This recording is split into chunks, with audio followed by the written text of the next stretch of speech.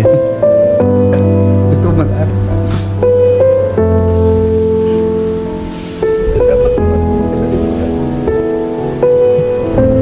ayoko magkaya dahil yan na lang nag-iisa na anak ko gusto ko makatapos. Kaya nagsikapan ko na gagapan ko siya pangarap sa kanya. Alam mo ba anak, mula nung pinanganak ka, ako na yata yung pinakamasayang ama. Labis ang tuwa ko nung sinilang ka ng iyong ina. Isang babaeng malusog at agad kong kinarga ka. Kaya nagsikap ako para sa iyong pangangailangan. Ginawa ko ang lahat, ganun kita inalagaan. Kahit na isang hamak na taxi driver lang ako, ginampanan ko ang lahat. Mapag-aral ko lang kayo, nagdaan ng ilang taon at nagkaedad ka na.